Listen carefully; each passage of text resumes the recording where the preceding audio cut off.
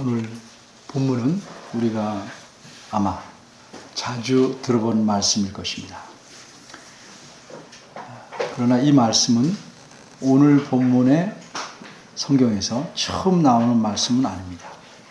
이 말씀은 원래 하나님께서 호세아서 6장 6절에서 말씀하신 내용입니다. 하나님께서 갈라진 남북 왕국의 모든 백성들에게 하신 말씀입니다. 그런데 예수님께서 이 말씀을 인용하여 예수님 당시에 바리새인들에게 다시 말씀하셨습니다. 오늘 본문 말씀을 인용하실 때 예수님은 이렇게 말씀하셨습니다. 너희는 가서 내가 긍휼을 원하고 제사를 원치 아니하노라 하신 뜻이 무엇인지 배우라. 예수님께서 어째서 바리새인들에게 이렇게 말씀하셨습니까? 만일 바리새인들이 오늘 본문의 말씀을 바르게 배웠다면 예수님께서 세리와 죄인들과 함께 식사하시는 것에 대해 비난하지 않았을 것이기 때문입니다. 바꿔 말해서 바리새인들은 하나님께서 하신 말씀의 뜻을 올바로 알지 못하였기에 예수님을 비난하였습니다. 그런데 과연 오늘날 우리 그리스도인들은 하나님 말씀을 바르게 배워서 예수님 당시의 바리새인들과는 다르게 올바로 살며 행동하고 있을까? 어쩌면 우리도 바리새인들처럼 예수님에게 책망받을 만한 삶을 살아가고 있지는 않을까? 그래서 다음과 같이 세 가지로 나누어 오늘 본문 말씀을 배워보려고 합니다. 첫째, 본문의 배경. 둘째, 본래의 의도. 셋째, 본문의 의미. 첫째, 본문의 배경입니다. 예수님 당시에 사람들이 보기에 하나님 말씀대로 열심히 살아가는 사람들이 있었습니다. 사람들은 그들을 바리새인이라고 불렀습니다. 그러면 바리새인들은 자신들을 어떻게 생각했을까? 사람들이 자신들을 생각하는 그렇게 생각했을까? 아니면 다르게 생각했을까? 그들도 자신들이 하나님 말씀대로 바르게 살고 있다고 생각했습니다. 그런데 이 바리새인들의 눈에 자꾸 거슬리는 말과 행동을 하는 사람이 나타났습니다. 많은 사람이 그 사람을 따라다니며 그의 가르침을 귀담아 듣습니다. 바리새인들이 보기에 그 사람이 몹시 마음에 들지 않았습니다. 왜냐하면 그 사람은 자기들 계파에 속한 사람도 아닌데다가 모여든 사람들에게 하나님 말씀을 가르치는데 자기들의 전통과 다르게 가르치는 것처럼 보였기 때문입니다. 이렇게 바리새인들에게 골칫거리가 된 사람이 누구입니까? 그는 다름 아니라 예수님이었습니다. 그러나 사실은 달랐습니다. 바리새인들은 예수님을 골칫거리로 여겼으나 하나님께서는 오히려 바리새인들을 골칫거리로 여기셨습니다. 골칫거리가 무엇입니까? 골칫거리란 일을 잘못하거나 말썽만 피워서 언제나 남으로 애태우게 하는 사람을 의미합니다. 그러면 어째서 하나님 말씀대로 바르게 살아간다는 또 그렇게 보이는 그렇게 존경받는 바리새인들이 오히려 하나님에게 골칫거리가 되었을까요? 그 이유를 먼저 알아보겠습니다. 예수님께서 하루는 마태라는 사람을 제자로 삼으시고 그의 집에 가서 식사하시게 됩니다. 그때 마태는 자신과 가까운 사람들을 식사에 초대합니다. 그런데 모인 사람들이 대부분 그렇고 그런 사람들이었습니다. 자기 아이가 생일 파티한다고 몇몇 아이들을 초대했습니다. 그 애들을 둘러보다가 한 아이의 아버지가 변변치 못한 직업을 가진 것을 알고 부모가 자기 애를 따로 불러 이렇게 말합니다. 왜 저런 아이를 초대했냐? 그런 부모는 참으로 몰지각한 사람입니다. 그런데 불행하게도 이런 부모가 우리 주변에 덜어 있습니다.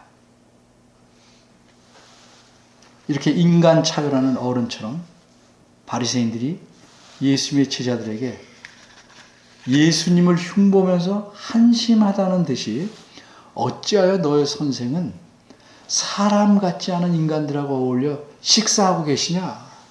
이렇게 비난합니다. 그런데 예수님께서 이 말씀을 들으셨습니다. 이 비난의 말씀을 들으셨습니다. 그러자 예수님께서 감히 아무도 반박할 수 없도록 아주 멋진 말씀을 하십니다. 건강한 사람에게는 의사가 필요 없고 병든 사람에게 의사가 필요하다. 이어서 예수님께서는 자신을 에둘러 비판한 바리새인들에게 무엇이라고 말씀하셨습니까? 오늘 본문 마태복음 9장 13절입니다. 이 말씀에서 우리는 바리새인들이 하나님에게 골칫거리가 된 이 까닭을 알 수 있습니다. 바리새인들은 하나님 말씀을 수박 겉핥기로 알았습니다. 그들은 하나님께서 말씀하신 의도를 알지 못했습니다. 그래서 예수님은 바리새인들에게 이렇게 말씀합니다. 너희는 가서 하나님께서 말씀하신 내가 긍휼을 원하고 제사를 원치 아니한다라고 하신 말씀의 의미가 무엇인지를 배워라. 그러나 정확히 말하자면 이렇게 의도를 모르는 사람들은 바리새인들뿐만 아닙니다. 누구든지 하나님 말씀의 의도를 올바로 알지 못하면 하나님 말씀의 거죽, 겉에 매달려서 그 말씀을 기계적으로 적용하거나 자신에게 유리하게 갖다 씁니다. 그리고 이렇게 오해한 말씀을 자기가 오해하고 그 오해한 내용을 기준으로 삼아서 살면서 그것을 하나님의 말씀에서 사는 것으로 착각하면 그 사람은 하나님에게 골칫거리가 됩니다.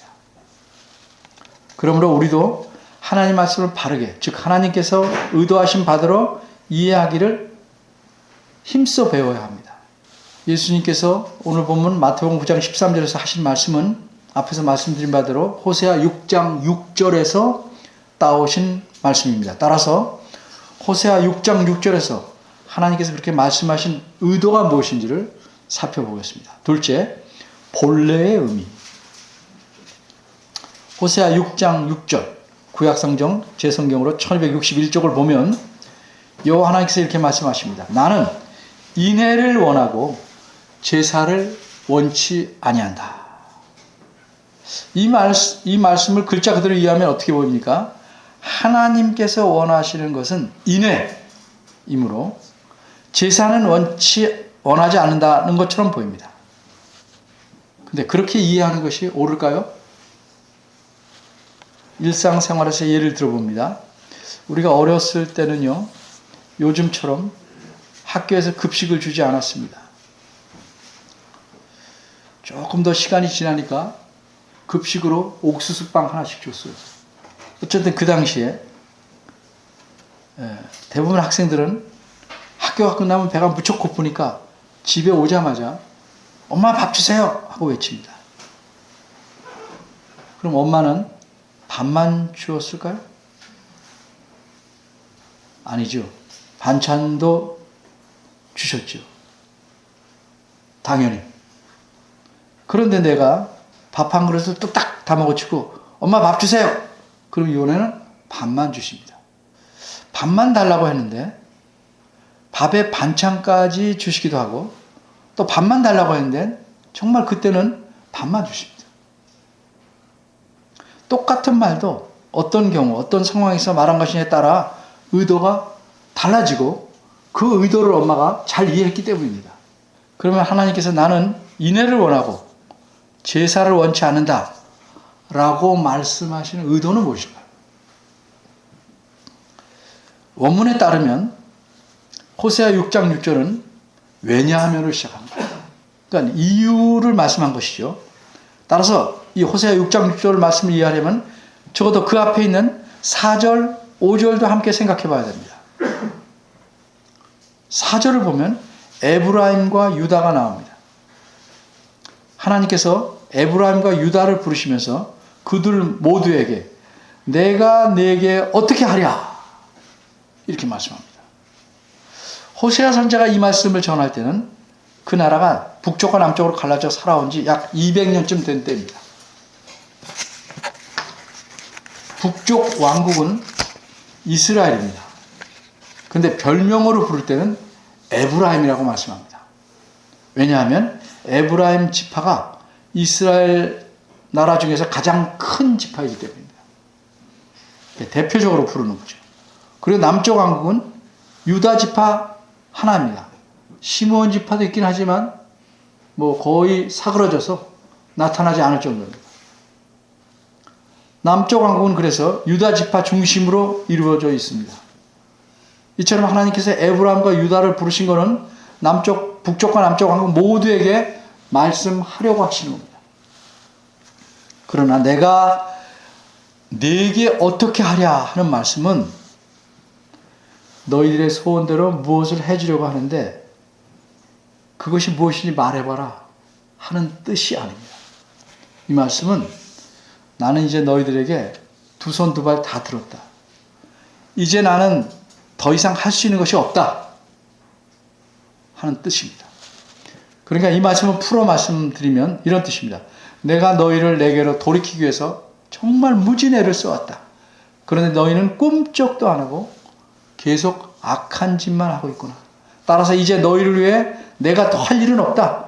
아예 귀를 막고 말을 들으려 하지 않으니 내가 더 이상 무엇을 할 수 있겠냐.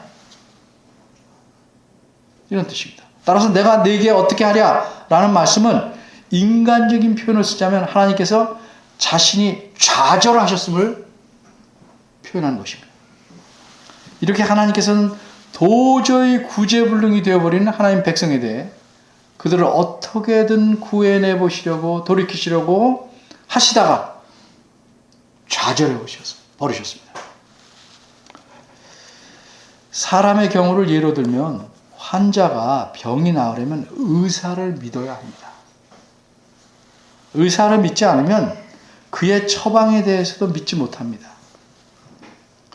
의사를 믿지 못하면 환자는 과연 이렇게 해서 내 병이 다 치료될까 하고 의심합니다.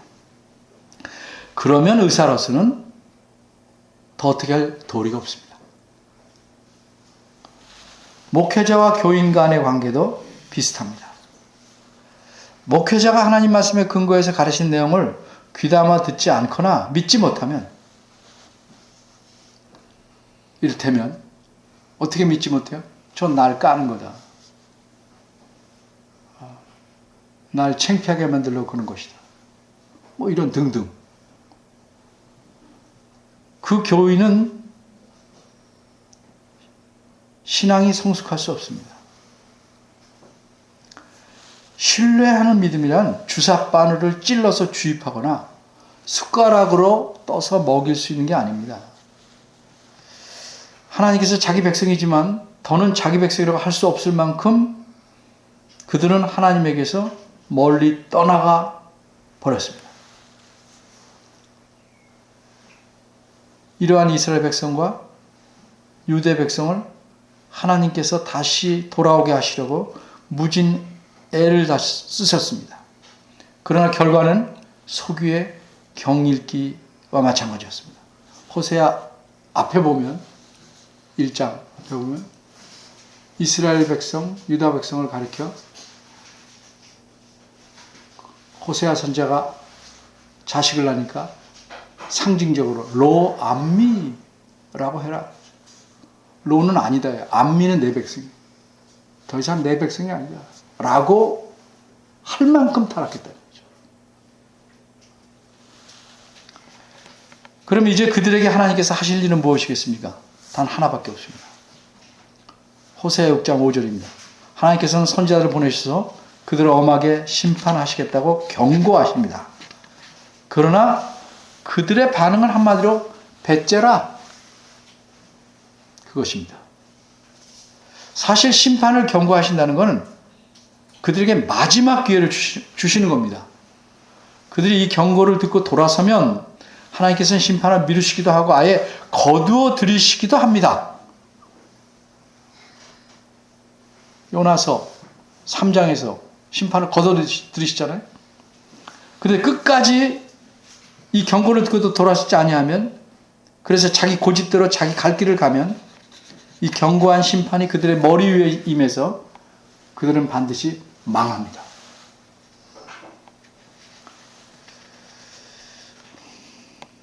그래도 이스라엘과 유다 이 두 왕국의 백성들은 명색이 하나님의 백성인데 도대체 그들이 어떤 상태에 있었기에 하나님께서 그들을 돌이키려고 하시다가 좌절까지 하셨을까?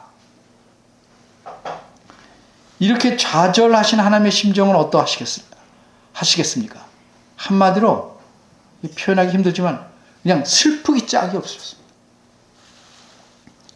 자기 백성을 멸망시켜야 하는 하나님의 심정은 이루 표현할 수 없는 슬픔 그 자체였습니다. 그래서 하나님께서는 4절 하반절, 호세아 6장 4절 하반절에서 이렇게 단식하십니다. 너희의 인애가 아침 구름과 같고 쉬 없어지는 이슬 같도다. 이게 무슨 말씀입니까? 우리말에서는 잠시 있다가 곧 없어지는 것을 표현할 때 안개 같다. 안개에 비유합니다. 신약성경 야고보서 4장 14절에서도 사람의 생명을 안개에 비유해서 너희 생명이 무엇이뇨? 너희는 잠깐 보이다 없어지는 안개니라. 이렇게 말씀합니다.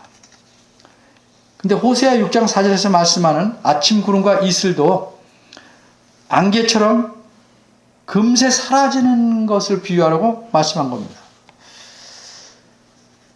근데 무엇을 비유하려고 했습니까? 무엇을 비유하려고 해가 뜨면 곧 사라지고 마는 아침 구름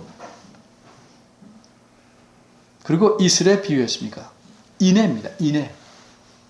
인해라는 것이 그렇게 곧 사라져버렸다. 인해가 뭡니까? 우리말 사전을 보면 참 이게 번역하기 어려운 말이어서 아마 고민을 많이 했을 것 같은데, 인해란 어진 마음으로 사랑함을 뜻합니다.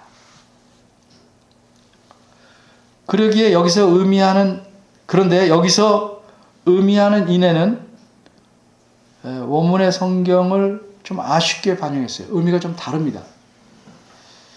인해가 무엇인지 이거를 잘 이해해야 앞으로 인해가 나올 때마다 성경의 뜻에 가깝게 우리가 알아들을 수 있습니다. 간단히 설명하겠습니다. 여기서 인해라는 낱말의 원어는 우리가 외국어가 범람하는 시대에 사니까 하나쯤 원어로 알아두는 것이 좋겠어서 소개하려고 합니다. 이 낱말의 원어는 헤세드입니다. 헤세드. 그냥 여러분 헤세드 이렇게 하세요. 헤세드입니다. 헤세드. 이 헤세드는 한마디로 언약 관계에서 나오는 사랑입니다. 언약을 맺어야 나오는 사랑입니다. 이 사랑은 두 가지 측면을 가지고 있습니다. 첫째는 하나님께서 이스라엘 백성과 언약을 맺어서 그들을 자기 백성으로 삼으셨기 때문에 그들에게 베푸시는 하나님의 사랑입니다. 두 번째 측면은 그들이 모두 하나님과의 언약 관계에 있기 때문에 자신들이 하나님께서 사랑을 충분히 받는 것처럼 언약 백성들 간에 서로에게 베풀고 나눠야 하는 언약 백성 간의 사랑입니다. 이걸 한마디로 헤세드라고 합니다. 언약을 맺어서 하나님은 이스라엘 하나님이 되셨고 그들은 하나님 백성이 되었습니다. 그래서 하나님께서는 그들과 함께 하시면서 그들을 책임지십니다. 이렇게 사랑을 베푸시기에 하나님 백성은 온전히 하나님만을 섬기고 하나님 말씀에 절대적으로 순종해야 하고, 또 그런 하나님의 사랑을 받기에 백성들이 서로 사랑해야 됩니다. 이런 사랑, 그게 헤세드, 우리말로 즉 인애입니다. 하나님은 변치 않으시고 신실하게 언약을 지켜오셨지만 불행하고 이스라엘은 그렇지 않았습니다. 그들은 인애를 버렸습니다. 인애를 버렸단 말은 언약 관계를 깨뜨렸다는 거예요. 언약을 지키지 않았다는 거예요. 7절을 보면 이런 말씀 있어요. 호세아 6장 7절. 저희는 언약을 어기고 이렇게 말씀합니다. 언약을 맺으면 헤세드를 하나님과 사람들 간에 백성 간에 표현해야 되는 게 언약의 조건입니다. 언약을 맺은 후의 조건입니다. 맺는 조건이 아니고.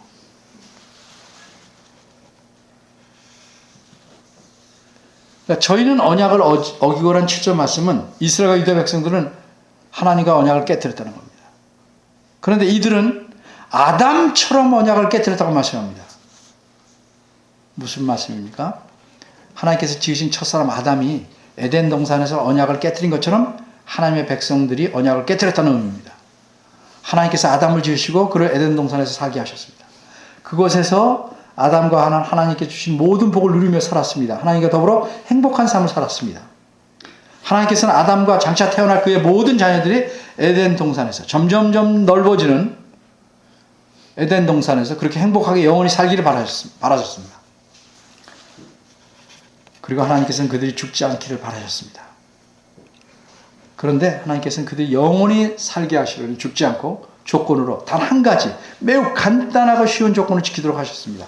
그것은 무엇입니까? 단지 그 동산 중앙에 있는 한 나무의 열매만 따먹지 않는 것입니다. 얼마나 간단합니까? 영원히 사는 게 그 나무의 열매만 하나 안 따먹으면 되는 거예요. 보는 건 얼마든지 좋아요. 만져도 좋아요. 따먹지만 않아요. 이 조건만 지키면 이외의 모든 것들은 다 누리고 먹고 영원히 살 수 있습니다. 소유할 수 있습니다. 그런데 첫사람은 금지된 그 열매를 따먹고 맙니다. 이로써 하나님께서 명령하신 말씀을 어겼습니다. 그것을 가르쳐 7절에서는 아담이 하나님과 맺은 언약을 깨뜨렸다. 이렇게 표현한 것입니다. 마찬가지로 이스라엘 백성과 가나안 땅에서 오래오래 행복하게 살 수 있었습니다. 그들이 하나님만을 섬기면 됩니다. 하나님께서 모든 것 책임지십니다. 하나님 말씀에 순종해서 살면 됩니다. 물론 100% 완전하게 다 순종하지 못할 줄 아셨기에 하나님께서 그들이 죄를 범하면 용서받는 방법도 알려주셨습니다. 그것이 제사 제도입니다. 그들이 진심으로 죄를 뉘우치고 제사하면 용서해 주시고 다시 회복시켜 주신다고 말씀하셨습니다. 그런데 이 하나님 백성이라는 자들이 그렇게 하지 않았습니다. 이들은 하나님을 무시하고 자신들이 하고픈 대로 했습니다. 얼마나 그들이 타락한 상태에 있었는지 호세아서 전체를 읽어보면 가득 나와 있습니다. 그런데 우선 호세아 6장 8절에서 10절만 봐도 쉽게 알 수 있습니다. 오늘 그 호세아 6장 6절 이후에 여기서 이렇게 말씀합니다. 저희가 내 백성의 속죄 제물을 먹고 하나님께 드리는 제물을 가로채 먹고 그 마음을 저희의 죄악에 두는도다. 온통 마음이 죄 지르는 데 쏠려 있다는 거죠. 장차는 백성이나 제사장이나 일반이라 죄 짓기는 다 마찬가지.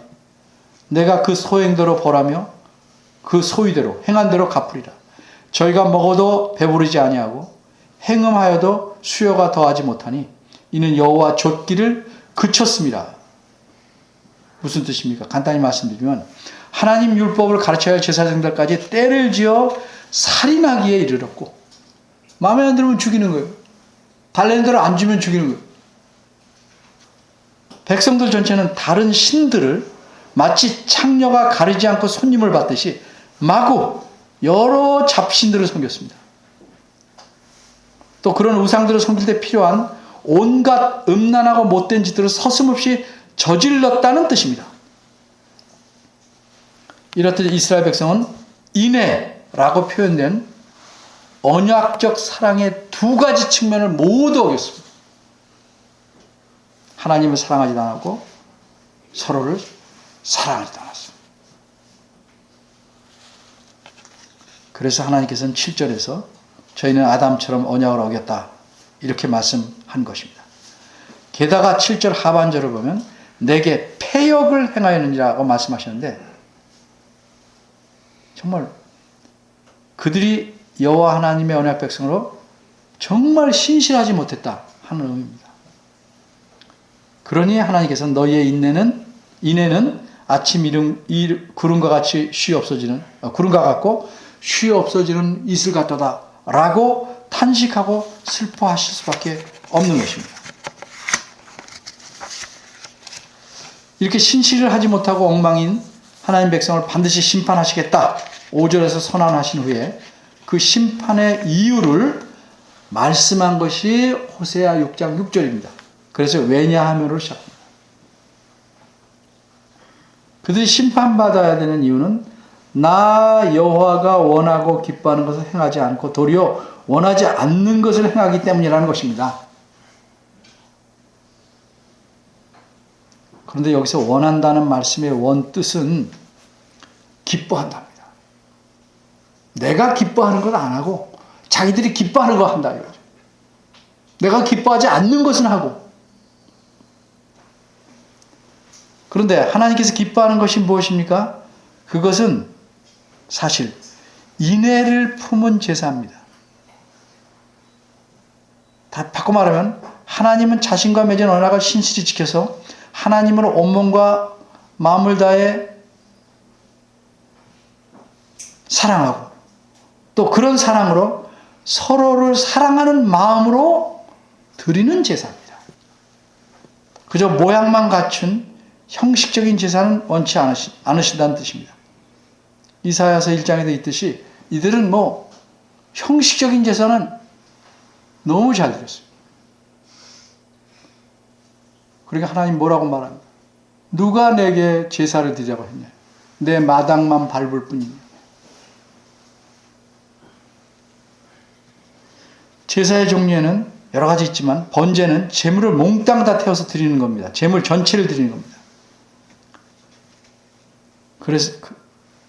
그런데 하나님은 그런 번제보다 하나님을 진심으로 아는 것을 기뻐한다고 말씀합니다. 하나님을 제대로 알아 기쁘신 것을 행할 수 있어요. 좀 살을 붙여 설명하면 모든 것을 다 바쳐서 불살라서 하나님 섬긴다 하고 입으로 떠버려도 진정 하나님께서 기뻐하시는 걸 빼놓고 하면 무의미합니다. 하나님께서 받으시기를 기뻐하는 건 핵심은 뭐예요? 마음이에요. 중심이에요. 중심. 진심으로 하나님을 사랑하고 이웃을 사랑하는 마음입니다. 이게 하나님께서 가장 소중히 여기시고 기뻐하시는 겁니다. 여기서 하나님을 안다는 것은 단순히 하나님에 대한 지식과 정보가 아니고 하나님께서 자기 백성들에게 진정으로 무엇을 원하고 기뻐하시는지를 아는 것을 뜻합니다. 그 알미 제대로 돼 있어야 거기에 근거해서 하나님 기쁘시게 할 수 있기 때문입니다. 세 번째, 본문의 의미. 오늘 본문에서 예수님께서는 이제껏 설명한 호세아 6장 6절 말씀을 인용해서 이렇게 말씀하십니다. 너희는 가서 내가 긍휼을 원하고 제사를 원치 아니하노라 하신 뜻이 무엇인지 배우라. 내가 의인을 부르러 온 것이 아니요 사실 의인들을 부르러 온 것이 아니고 죄인들을 부르러 왔노라. 이 말씀을 보면 예수께서 호세아 6장 6절에 나온 말씀 중에서 2개 정도 낱말을 바꿔서 말씀하신 것 같이 보입니다. 하나는 긍휼이라는 낱말입니다. 호세아서에는 인애라고 그랬는데 여기서는 긍휼이라고 바꿨습니다. 둘째는 호세아서의 원뜻은 기뻐한다인데 여긴 원한다라고 바꿔서 말씀했습니다. 우리 원어대로 설명하는 겁니다. 우리말로는 다 비슷하게 통합니다. 그럼 두 번째 낱말인 원한다부터 생각해 보겠습니다. 우리말 성경에서는 호세아 6장 6절이나 여기나 다 원한다라고 써서 낱말이 안 바뀐 것처럼 보입니다. 근데 말씀드린 대로 호세아 6장 6절에서는 원한다가 아니고 실제는 원문의 뜻은 기뻐한답니다. 설명을 위해서 예를 먼저 하나 들겠습니다. 사과 귤을 들고 있는 친구가 하나를 나한테 주려고 내게 묻습니다. 너는 이 둘 중에 어떤 걸 원하니? 내게 원하는 걸 주려고, 양보하려고 묻는 겁니다. 근데 내가 대답하기를 난 사과를 좋아해. 그랬어. 뭘 원하니? 나는 사과를 좋아해. 이렇게 말했어요. 그러자 곧바로 사과를 나한테 건네줍니다. 그럼 따지겠어요? 내가 사과를 좋아한다고 그랬지 원한다고 말했어? 귤 내놔. 이런 친구는 없죠. 그렇죠? 이 대화에서 내 친구는 내가 좋아한다는 과일이 내가 원하는 것으로 이해했다는 걸 알 수 있죠. 그럼 나를 바르게 이해한 것인가요? 아닌가요? 장난치는 분위기가 아니라면 바르게 이해한 거죠. 낱말이나 표현은 달라도 내 친구는 내 의도에 맞게 바르게 이해한 겁니다. 좋아하는 것, 내가 원하는 걸 생각해서 그걸 준 겁니다. 그러니까 말이라는 건요, 대화할 때 언제나 그 의도에 맞게, 낱말은 좀 달라도 의도에 맞게 이해해야 합니다. 호세아 6장 6절에서 하나님께서 기뻐하신다고 말한 건 뭐예요? 그걸 원하신다는 뜻입니다. 그래서 우리말 성경에서는 낱말은 다르지만 의도에 맞게 하나님께서 원하신다 이렇게 표현한 겁니다. 그래서 오늘 본문에서는 예수님께서는 기뻐한다 하는 낱말의 의도를 아예 살려서 원한다라는 낱말로 바꿔 사용하셨습니다. 따라서 예수님께서 이렇게 사용하신 것은 바리새인들에게 호세아 6장 6절의 의미를 잘 드러내시려고 그렇게 한 겁니다. 이제 첫 번째 낱말인 긍휼에 대해서 좀 더 깊이 생각해 보겠습니다.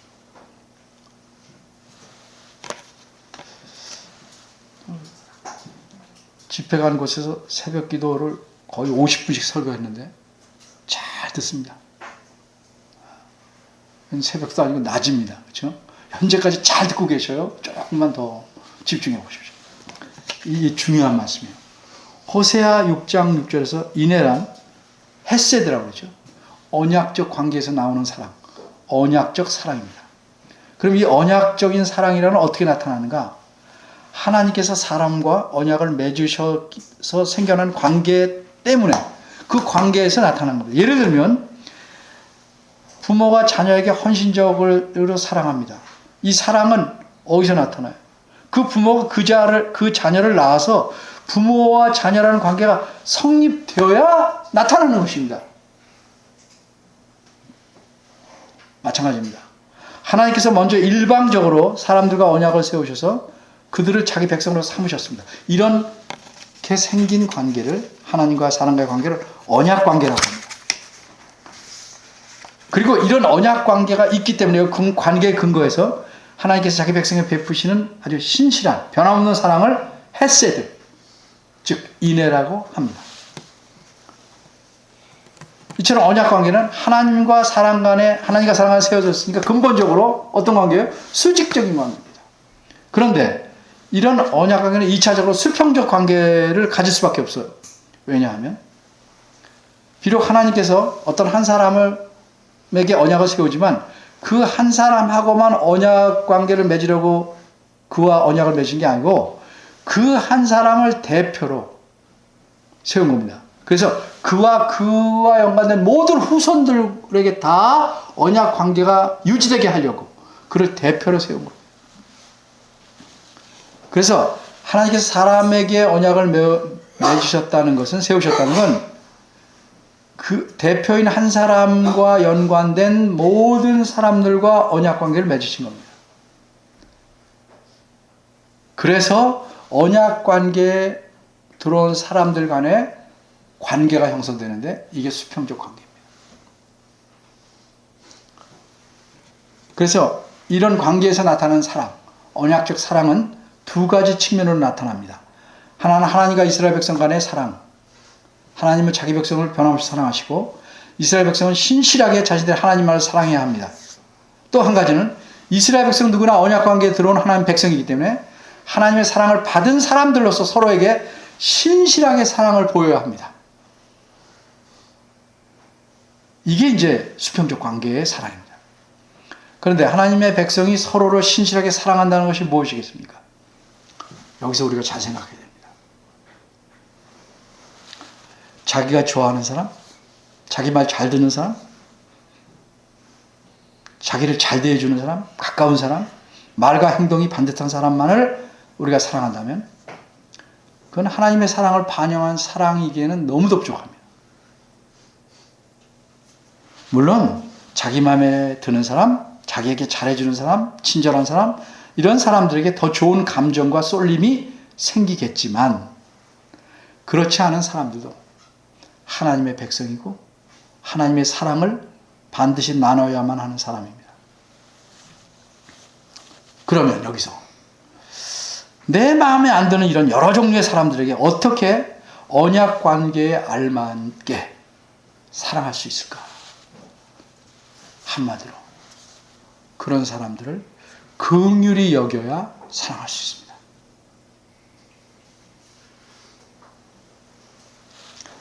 하나님께서 나를 마음에 몹시 드셔서 내가 마음에 몹시 드셔서 내게 사랑을 베푸셨습니까?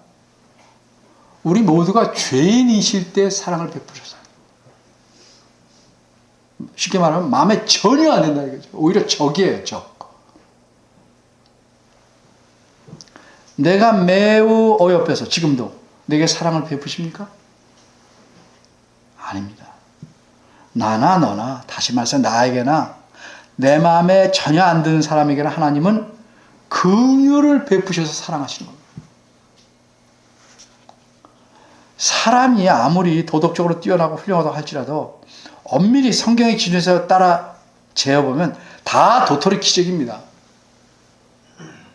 그러기에 언약적인 사랑이라는 헤세드에서 볼 때, 헤세드에서는 수평적 관계의 사랑, 하나님 백성 간의 사랑의 핵심은 뭡니까? 긍휼입니다. 긍휼. 사랑한다는 긍휼을 베푸는 겁니다. 긍휼을 가지고 사랑하는 겁니다. 그게 사랑의 핵심입니다. 그럼 긍휼이 무엇인가요?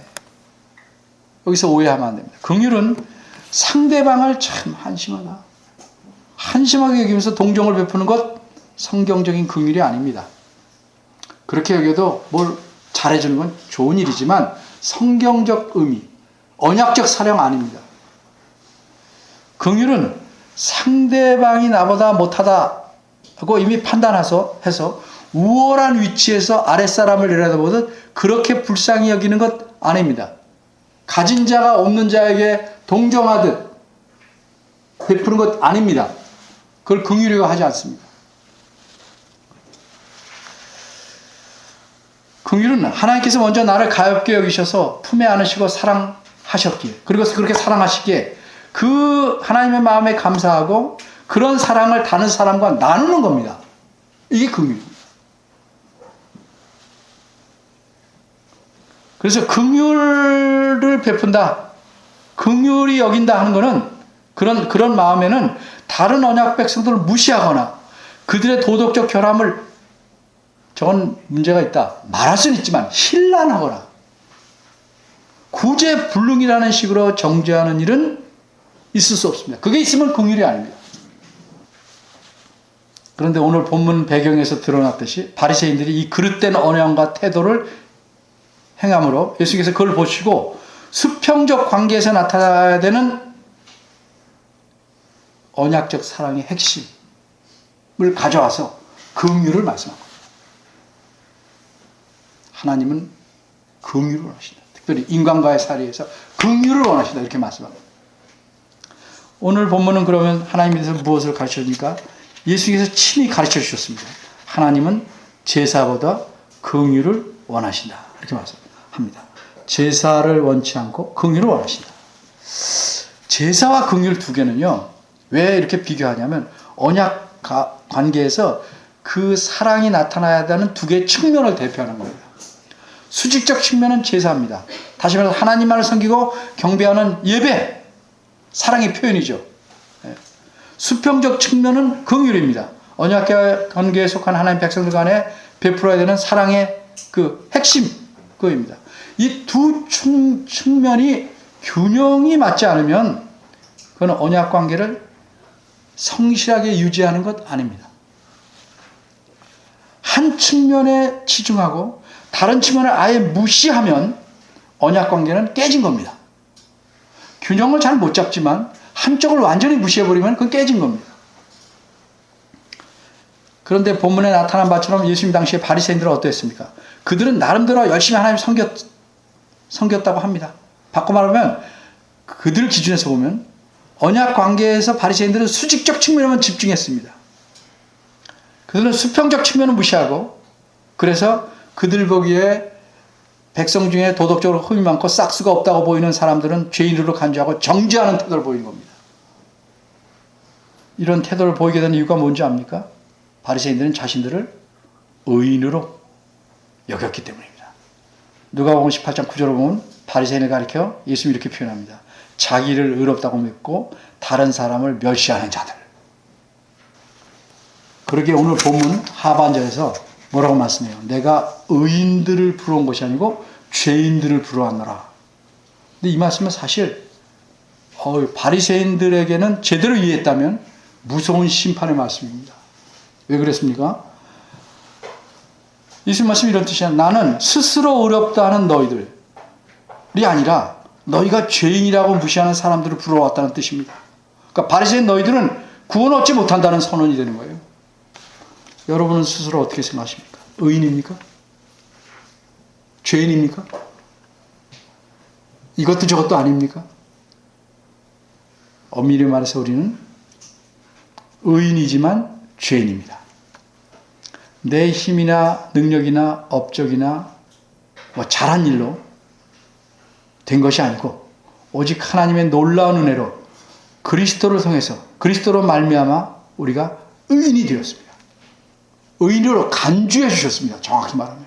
그러나 우리는 이 땅에서 사는 동안 여전히 죄인으로 살아갑니다. 하나님 앞에서 온전하지 못하기 때문입니다. 이게 우리의 존재고 실체입니다. 어떤 사람이 다른 사람보다 인간적인 관점에서 보면 도덕적으로 남보다 뛰어난 분들도 있을 것입니다.